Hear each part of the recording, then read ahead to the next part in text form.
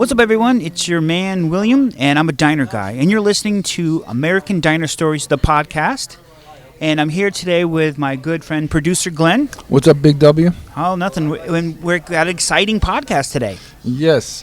And for those of you who are new and really don't know what we're doing, we're collecting diner stories because diner stories tell us about America. That's true. And we are at ground zero for the diner stories in New Jersey. Absolutely. I think the original ones were created like a block of stone's throw away from right where we're sitting. Yeah, not the diner carts, and that we'll cover.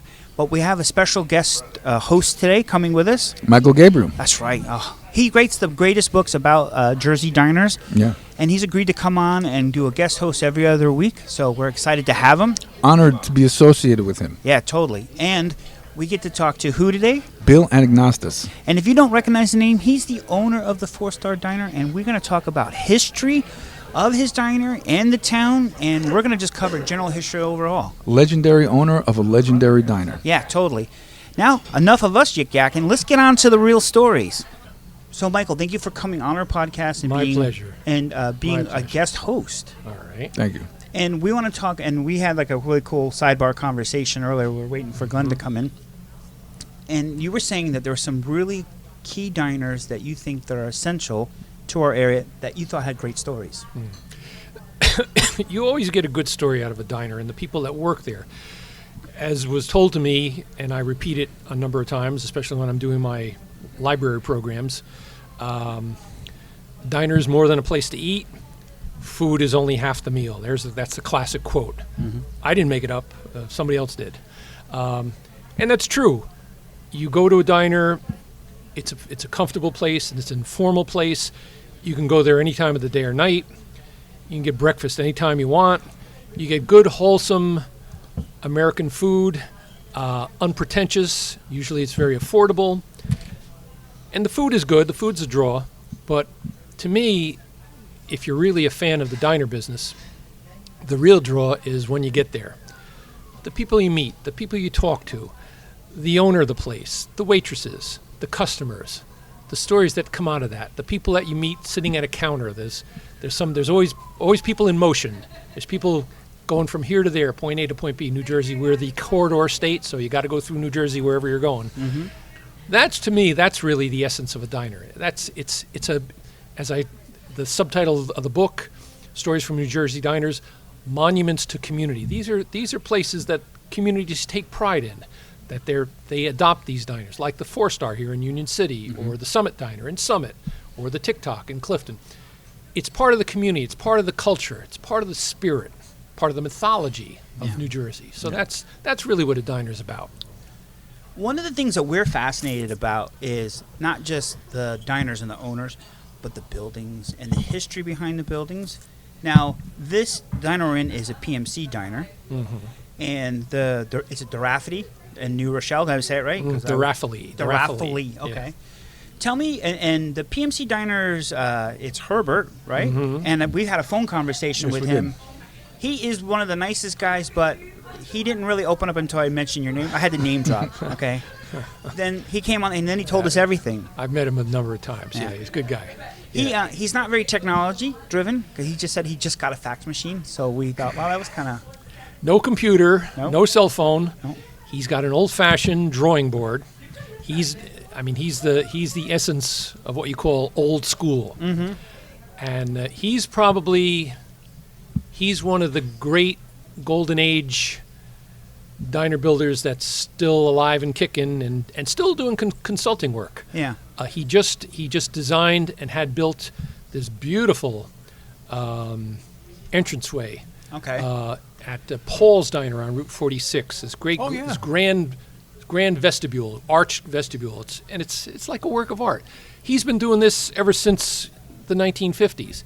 He started out in the Silk City diner business, went to the Paramount Diner Company, eventually became president of Paramount. Okay. The diner business was going through hard times back in the 60s and 70s. He relocated to Oakland, New Jersey. Mm-hmm. He basically reinvented Paramount as PMC, and he's built a number of. He's told me how many diners has he built and designed. He estimated 300. I'm guessing it's probably a lot more than that. Wow, 300. So, yeah. And he's the real deal. The story of New Jersey's diner business, we're the diner capital of the world because we have so many diners here, Right. probably more than any other state. And again, I tell people all the time, the other reason why we're the diner capital of the world is because that in the 20th century, there were guys like Herb Enyart and a whole bunch of other people, Jerry O'Mahony, the Coleman family, Yeah. the Silk City Company. These were the majority Right. of American diner builders were based right here in New Jersey. This is where the business took root. Yeah. And so all these stainless steel jewels that you see along the highways in other states, Yeah. more often than not, if you look at the tag, you'll see that they were built in New Jersey. Yeah. That's why we're the diner capital of the world, I think, because Yeah. we were the diner manufacturing capital of the world. Of course, now no more. The Raffley is the exception. Yeah. No more factory-built diners. There's some Yeah. other companies down south that dabble but they basically build frames. But the classic 20th century diner builders, they're all gone. Yeah. The business changed. The business evolves. But like other businesses, it's always evolving. So, Yeah. so unfortunately, no more diner builders. But back in the day, New Jersey was the place. So we should take pride in that, I think. Why don't you ask your question and pause and then remember about the style of diners? The style of diners. Yeah, you said why he likes to cover the certain style of diner. Well, yeah. Why do you like the Well, again, all the elements that go into making a diner a great place to visit. You got the food, you got the people, the architecture. Yeah. That's important. You've got some diners that are they're nationally renowned. Yeah. Some New Jersey diners, unfortunately none in New Jersey, but some New Jersey diners are now in the National Historic Register because they're architecturally significant structures. Okay. Yeah. Either by their design or by the culture that they represent in a particular place or community. So, Okay. Yeah. so that was what my question was, because I had noticed in the book that it took. I have to finish my cup of coffee before I get my thoughts together. But now, the question was: it seemed that you focused on the boxcar steel diner other than the other, and that's Right, why because right. it's more of Right. a historical landmark. Right. Gotcha. Right. The diners, the ancestral origins of modern diners are lunch wagons. The lunch wagons were boxy wagons that eventually were built for food distribution, and that was 1870s, 1880s, 1890s. That evolved into what we know today as the modern diner that was built on site in factories, modular, prefabricated. The architectural style that people are most familiar with, that it looks like a train car, but it's not. The horizontal lines, the rounded corners, the glistening stainless steel, that's an architectural style, not exactly, some people say Art Deco. Well, it's a subset of Art Deco. It's a style that was known as streamline moderne.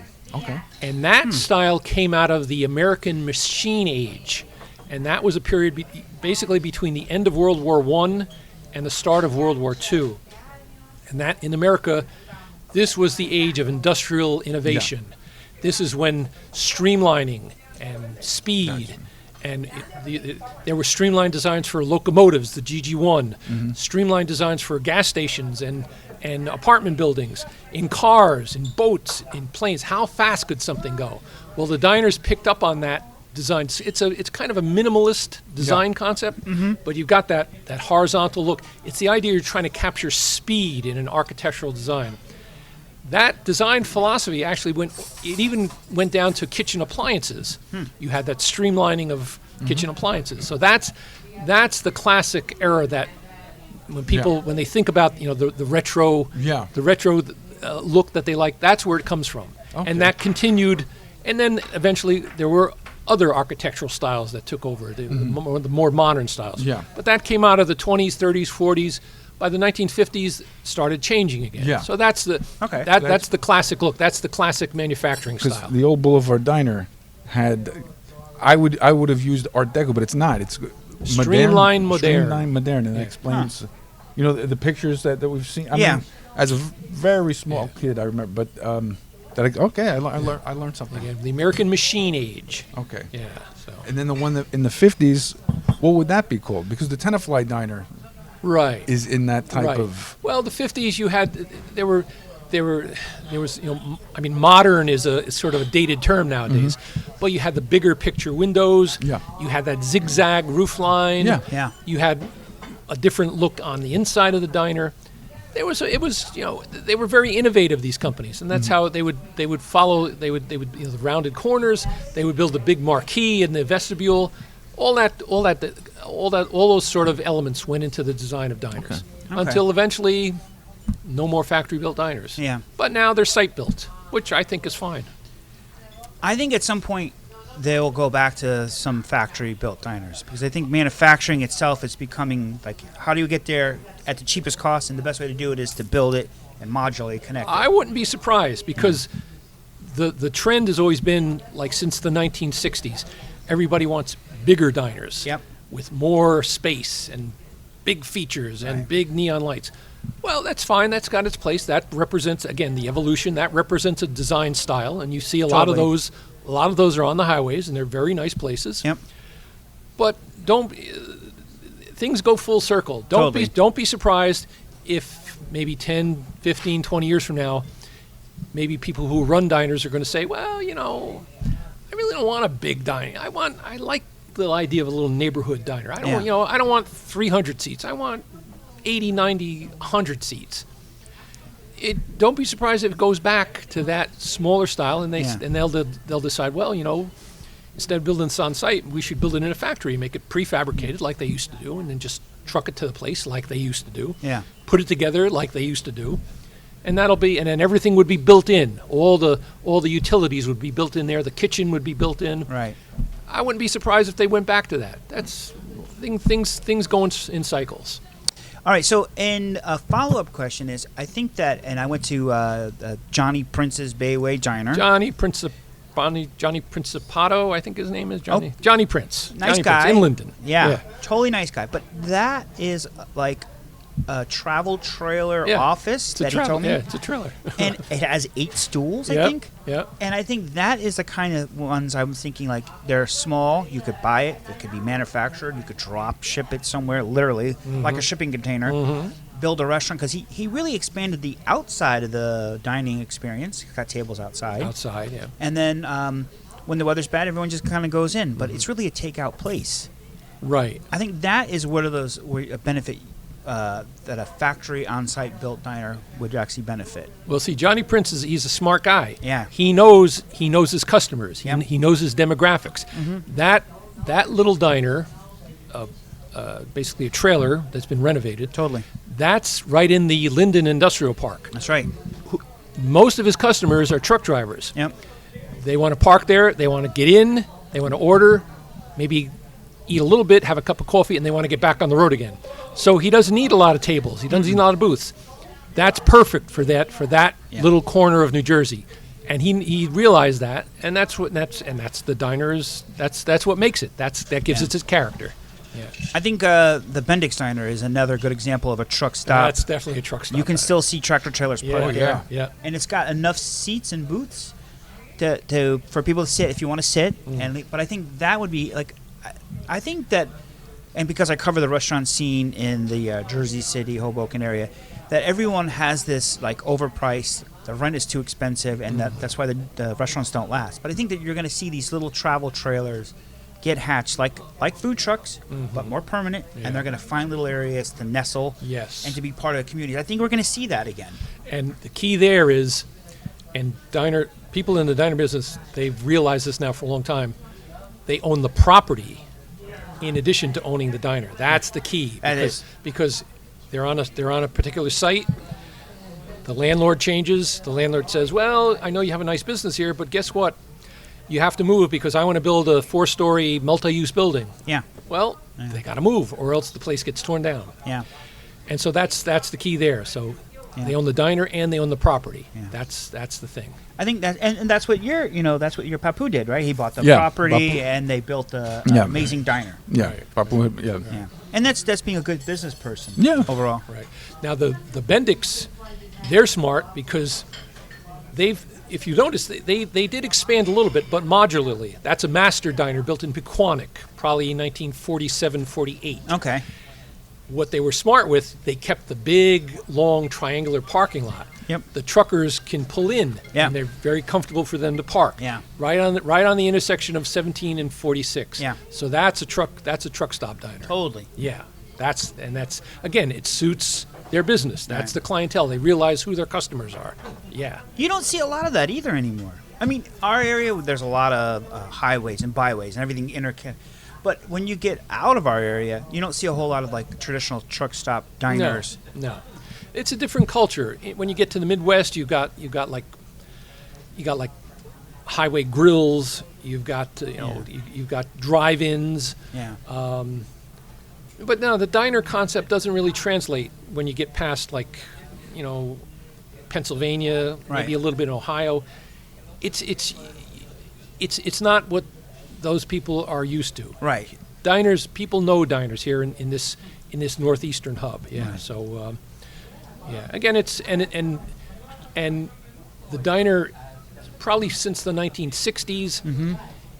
There's been a melding of the diner and restaurant concepts. Yeah. So diners wanted to become more family friendly. Mm-hmm. So less blue collar, more family friendly. So a lot of diners have shortened their counter space, which makes me a little sad, but that's their Me business. too, yeah. More booths, more tables. That's the business they're going after. See, So because I thought I had the other day, I'm at the register and a lady pays and she says, "Thank God, I haven't had diner food in 7-8 years." I'm like, "Well, where do you live?" Yeah. I moved to Texas, Move and they away, don't, yeah. and they Yeah. don't have it. I said, "Well, don't don't get they it. have No. diner?" She says, "They don't have No. ham, egg, and No. cheese. They don't have ham." No. I hear that all the time on But- my Facebook page. Yeah. People miss New Jersey diners. So I said, I'll write them a little note and I'll say, well, why don't you come back and visit? But Yeah. then I remember like Rosie O'Donnell owned some. Didn't she own some truck stop diner with Tom Arnold or something like that in Iowa? I mean, so That there makes total there really sense. just are no diners outside of outside of this. It's changed a little bit. In recent years, you'll find that they're hip to this whole retro thing now. Right. And of course, look at any retro poster that you see about Yeah. old Americana, movies and Clark Gable. Somewhere in there's a diner. That's true. Yeah. There's always a diner in there someplace. So people are they're onto this idea that diners are really part of the Americana retro scene. So I'd say in the last 20, 30 years, you find people that are in Ohio or are way up in northern New England Yeah. or out in the Midwest. On occasion, they'll buy an old New Jersey built diner, Yeah.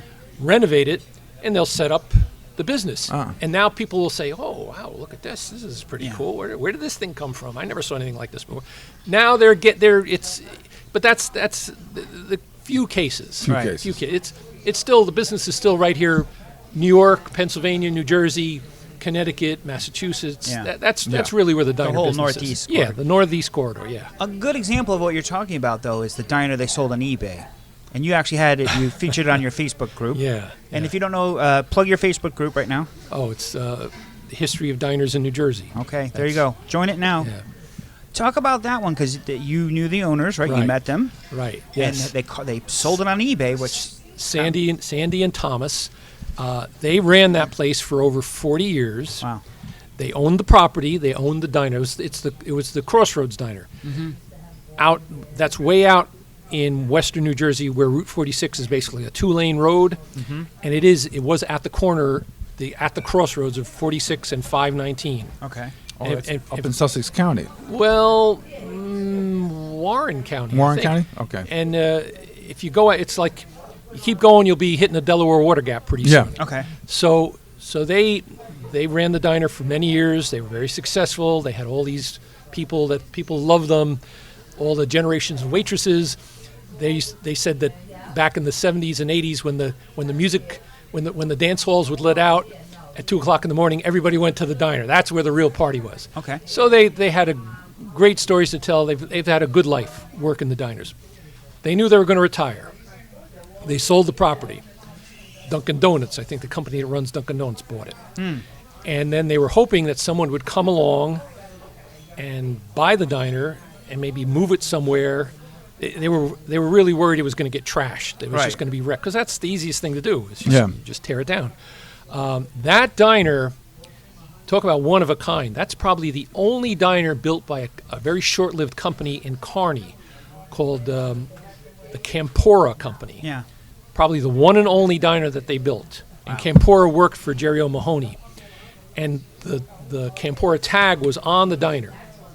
So, okay, it closed. It was sitting there for about a year. And I knew people in the area. I kept saying, well, anything happening? And no, it's going to get torn down. Well, just a couple of weeks ago, lo and behold, a deal finally was consummated. They closed. And a woman, she's a Jersey girl. Okay. She grew up in the Princeton area, she told me. Okay. I met her. She's very nice. All right. She's a real estate agent upstate New York, in the Catskill Hunter Mountain region, exit 21 on the thruway, a town Okay. called Hudson. She came along. She said she always wanted to have a diner. She bought the place. It was literally elevated a few feet and slid onto a tractor trailer Yeah. truck. Pretty amazing. I was there the whole day. I saw it. And they wrapped it up, and they finally got their permits to be on the highway with police escorts and things like that. It's a wide load. Wow. And they took it up. Now it's going to be in a warehouse way up there in Hudson, New York. Probably it'll lay low for about a year or so, she told me, but she wants to renovate it. She wants to pick the right site. She has to get her finances in So order. she's just storing it. Wow, that's Just cool. storing it for now, but she's going to reopen it Yeah. at some point, probably late 2020. Okay. So That's cool. That sounds like a good story. We should Yeah. follow up on it. everybody's sad that it's not there in New Jersey anymore, but at least the diner, the structure itself lives. Yeah. So I'm happy about that. And now people in upstate New York, they know diners. Yeah. They'll have a beautiful New Jersey one-of-a-kind diner up there that they'll be able to enjoy. So The one thing, your pictures I saw, most of the diners, especially the old utilitarian shiny box, are like red and silver and black.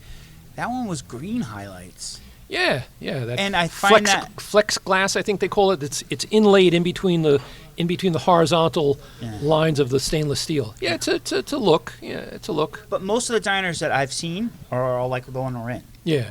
That was unique because it was a different color. And that's what I Yeah. thought, like, these people really picked, and of course it's because it's a one-off. Maybe they're like, we just do the green one for the Yeah. first time and they- just put it out there.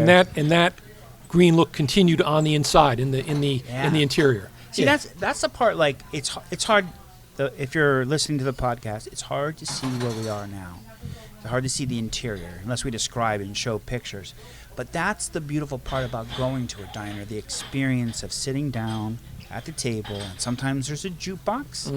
Sometimes there's not. Yeah. Sometimes there's these big windows, or but you get that rich tactile feel. Yeah. Like we went to Jackson Hole. Remember Yeah. that? That one is a classic.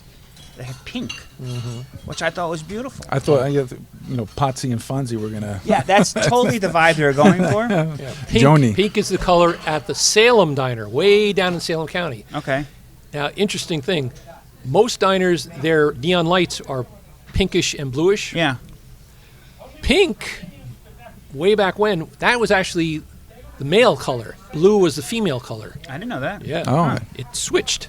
I remember they talked about our president, Franklin Delano Roosevelt. His mother used to dress him up in a pink gown. Right. That was Really? That was the guy color. Pink was the guy color. I didn't know that. Yeah, I had no idea. and it flipped. Yeah, Huh. it flipped. I wonder when. I'll have to ask my wife, who's in fashion. I don't Google it. Yeah. I love that Google. Well, by the time Happy Days was on, it would flip. Oh, totally. Pinky Tuscadero. Totally. She was a character. I think for me, one of the things I love really about diners are the fact that they're dressed accordingly to the person's taste or what was there. Like it was a catalog, and someone said, "What do you want? This color, that color?" But I think that kind of lost its flair when they started building like the colossal diners and Yeah. adding those bricks or stonework. Yeah. And to me, that's when it just became a building and not as nostalgic. Yeah. There's a lot of little architectural features inside and out. The inside architectural feature that the newer diners have gotten away from, unfortunately, is the terrazzo floor. Now that's a distinctive interior architectural feature Yeah. that you would have in most Golden Age diners. They've done away with it. It's too expensive. No, I hear you. No, but now you're talking about the exterior design. That that diner style, which had, I don't know what kind of bricks not bricks, but that rock, like That's right. That's that diner set. Stainless steel kind of fell out of favor for a while. Believe it or not, that people didn't like that diner look for a few years. So they went to what they called the colonial style. okay. More brick, more wood, very limited amount of stainless steel. And on the inside, same thing. Not too much stainless steel, but there would be a lot of wood. You'd have the hanging, old-fashioned lanterns. A lot of times they used a nautical style for the interior. That was the colonial style. That I think the Coleman Company pioneered that because they wanted that more restaurant look. They wanted to get away from the quote-unquote truck stop look. The Brookside was more of that colonial look, but now the Crossroads, the East Hanover Diner was more of that steel steel look. Yeah. Well, the East Hanover always reminds me of a castle. Castle, but like a diner castle. Yeah, totally. Yeah, so you got the colonial style, and then you also have the white rocks, the Mediterranean style. Yeah. Okay. The white rocks and the tile roof. That's another. Now that's the another colonial style that's phased out, right? You don't really see new you don't diners. not too much, but some people like it. Yeah. It's the way down Route 130, Mastoris. I mean, that's just That's a legendary amazing, legendary enterprise in New Jersey. Yeah. It's a catering hall. It's a restaurant. It's a diner. It's a food factory. And beautiful. I mean, what a story that family is. The diner section of that, you walk in, you go through the front entrance, you go past all the desserts. I think they want you to buy dessert. They do. And the small section of the diner has that colonial look still with the lamps. Not too long, a very very short counter, but more booths. And again, there's more that wooden brick style. Yeah. Yeah. And people like that. That's Okay. No, I was just curious. Growing up in diners, I'd seen that style, and I never really knew what to call it. I like stainless steel. But I never knew what to call it. Yeah. The West Tuconic Diner, they actually redid their floors, and they have the same floors you were talking about. Yeah. They actually stripped them right down. Yeah. It looks beautiful. I tried to go on their Instagram to show you, but they had it as a story. Amazingly, a lot of diners will cover up that terrazzo floor. Now actually terrazzo. I think that's a technology that goes back to the Roman times. Yeah. Yeah. You got the cement concrete mix, and you put little shards of marble or what rises to the surface, and then you polish it. Yeah. You see that churches have that, Yeah. and diners took a lot of pride in their terrazzo floors because that was a very distinctive element in the interior. Yeah. Oh yeah, no, I've seen several of them that are like that. And this is all what you're telling us now, and this conversation is really good. We're taking all these great notes for the documentary. Is there some things that you could give us input on that you think that maybe we haven't touched that we should cover in our documentary? I just think when you visit diners throughout New Jersey, I mean, New Jersey, you can't get more diverse than New Jersey. I mean, sure. We've got when you're talking about ethnic diversity, geographic diversity, New Jersey is about as diverse as you're going to get in the United States. Yeah. And when you visit diners way up in Bergen County, and you visit diners in central New Jersey, and diners, they all have a little different flair to them. They all have a little different take. Again, if the diner, if they know their stuff, they've got their diner so it conforms to their demographic, to their customers. Yeah. And I think that diversity is certainly something worth exploring and worth featuring, because that's what you find here in New Jersey. Yeah. So to get, because we were talking a little bit last night about at the Sit and Chat Diner, I think it's in West Milford. Okay. I mean, you feel like you're in Pennsylvania. There's two Sit and Chat diners. Oh, really? Yeah. There's one. I was there recently. Okay. There's one as you're going up Route 23. Yeah, Route 23. You come to one sort of like in the middle of town, then you go further, right near High Point. Okay. There's another Sit and Chat Diner, which used to be the Sussex Queen Diner. Okay. So now there's two Sit and Chat Diners. Are they owned by? Obviously, they're owned by the same people. by the same company, I suppose. Okay. Yeah. Wow. So I was with the one at 23. They're both on Route 23. The one is just a little more north. Yeah, I think it's. I can't remember what the town. I'd have to, but it had a very. I thought I was in Washington, Pennsylvania, in 1988. It had that, that Americana feel, Yeah. and similar to the Phoenixville Diner. All right. So I guess what we were talking about last night, and I guess you're touching on, is to get the real pulse of America, the full diversity of what it is to be American. Just go to a diner counter, and you'll see it. Yeah. I mean, it's like no other place. A diner is that it's a special kind of place, and people feel comfortable there, and it's got that egalitarian, everybody's welcome. Yeah. Doesn't matter who you are, what you look like, where you come from. Right. You walk in, you get a seat, no reservations required. Right. You get a nice meal, you get a friendly, maybe you're lucky enough to have a friendly conversation, and you'll get a couple of smiles and a nice cup of coffee. That's what it's not high food, it's not grand cuisine. It's good, wholesome American food and good, wholesome American experiences. That's what a diner's all about. Yeah. Food is only half the meal, more than a place to eat. All right, everyone, we're very lucky to have Bill, the owner of the 4-Star Diner, sit down with us. And we actually had a pre-chat a couple weeks ago, and it was really cool. And we said, look, he should definitely come and sit with us. So here you are, Bill, Michael, Glenn, and I. We're all here to talk. So how long have you owned this diner? 36 years. 36 years. And who did you buy it from? Solon Petrides. Okay. Now, one time we were here, and you and Glenn had a good conversation about Glenn's grandpa. Yes. Because you didn't know Clem, right? You knew my Uncle John. I think you knew my Uncle John, right? Yeah, I met him a couple of times. Yeah. Go ahead, tell the story. The story about Uncle Nicky, when he had told me when they were back then it was the Boulevard Diner, and when they were going to remodel it, that he was sitting here at the overnight, where he said a light bulb went off in my head. I got to tell Dad we have to remodel, and he came up with the idea of what became Coach House at this diner.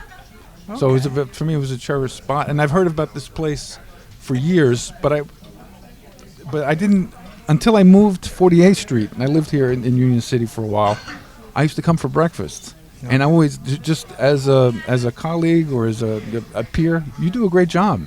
I've always been very impressed with the quality of the food and the service. And before I even met you, I just like the operation here. With getting to that story you just said, Yeah. the former owner used to sell dining cars besides. Okay. And he sold Paramount. It was a Paramount Diner to your grandfather. He's the one that brought them over there. And okay. Wow. That's an amazing story, and it's a fact that because the PMC diners are still around, so it's kind of still a living history, and that's what we love. Yeah, thank you so much.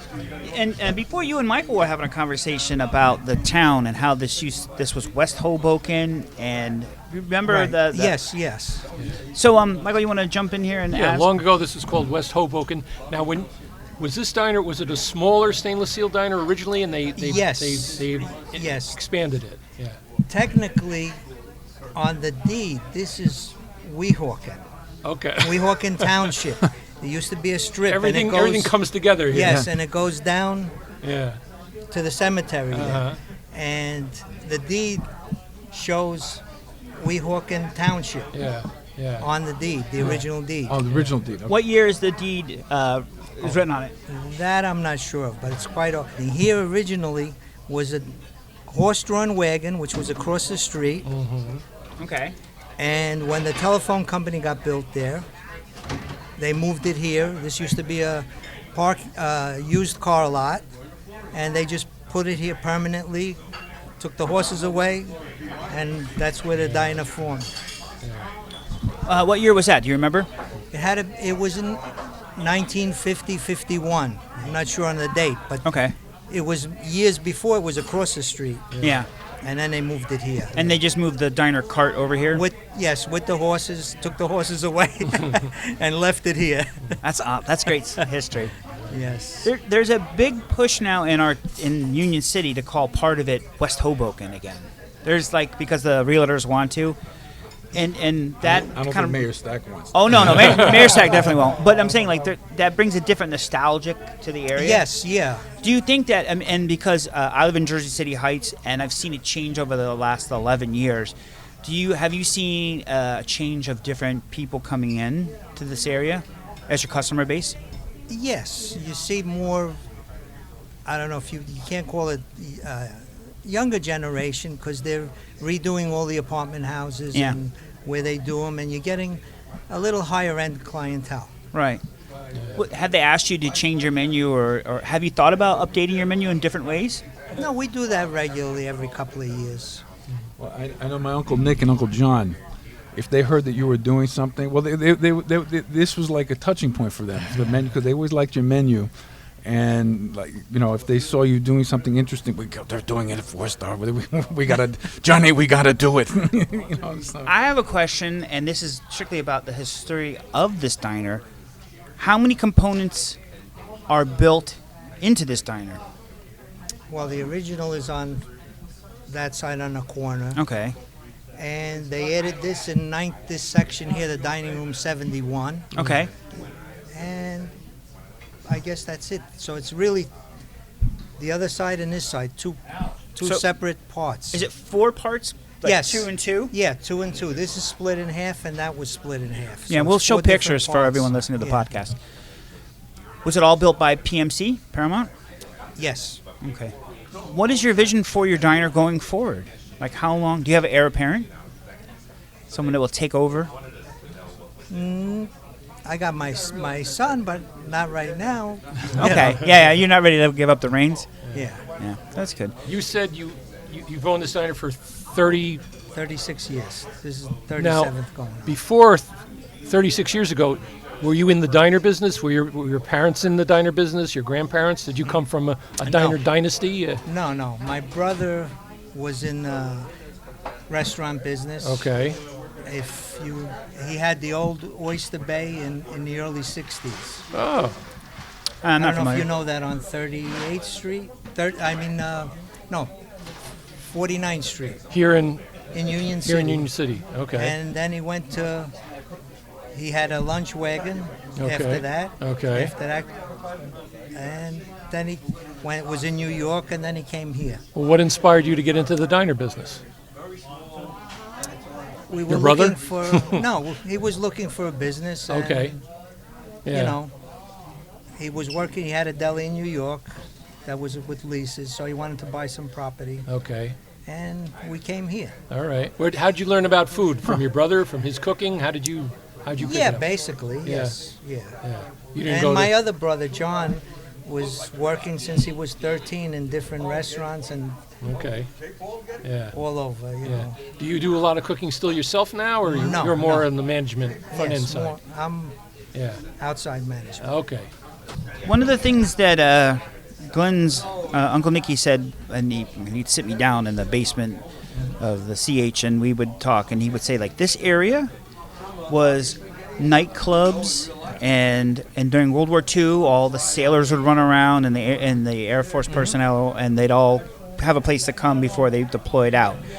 Do you remember any of that? Like, were you in the Union City area when that was going on? No, but I've heard different stories, and one of them was they had a Tip Top Club over here where McDonald's was, and they had the Hudson Burlesque on 37th Street and New York Avenue, which this was the Great White Way, basically before the Great White Way was the Great White Way.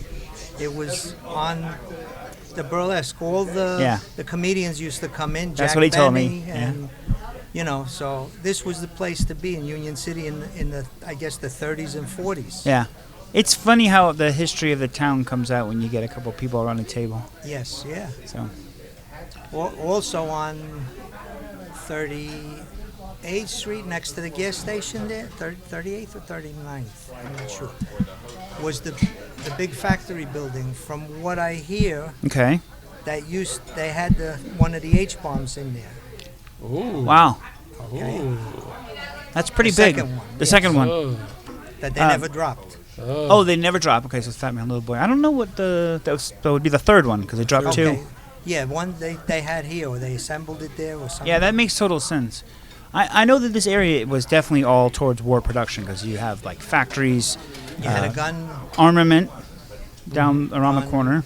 You had I think it was Smith and Wesson. I'm not sure. It was Yeah. a gun manufacturer there. Yeah, and then you had in Hoboken and parts of Jersey City, they had like canning. They made sea rations, and that's where they shipped them out. So everything back in World War II was basically about making munitions and this and that. But that's where if you remember your Uncle Nicky saying that was the only time that the CH or the Boulevard Diner was closed. Yeah. You want to? Or hang on, let's get together because we can talk. We're sharing a mic, so you can't hear. But I remember him saying that was the only time they actually shut the It door. was during World War II. Yeah. Yes. There was a curfew. I think it was midnight. They had to close from midnight to 6 in the morning. I think that was the curfew, but there was definitely a curfew. Yeah, and the funny part is, I remember your uncle saying there's no lock on the door. Do you have a lock on your door here? Right now, no. Oh, see, that's true. Yeah. That's true. 24 You take hours. over the diner, you take the key, and you throw it over your away. shoulder. Yes, That's it. yeah. Someone's always here. Yeah. I think we'll wrap it up here, but I would like to thank Bill. Thank you for coming and joining the podcast. You're very well. Michael, thank you so much, because without Michael giving us that history, and we would be kind of directionless. We really would. I agree. Yeah. It's really a pleasure and honor to sit with both of you. Yeah. And I learned a lot today. I learned about all the this was the Great White Way. Pretty cool. Well, it's awesome. I love when you put a couple of guys around a diner table, all the stories that come out. because these are tales that everyone can relate to. The diner is the great equalizer. It's the place where everyone can come to and everyone can associate with. Yep. Until next time, disco fries for all. We're out.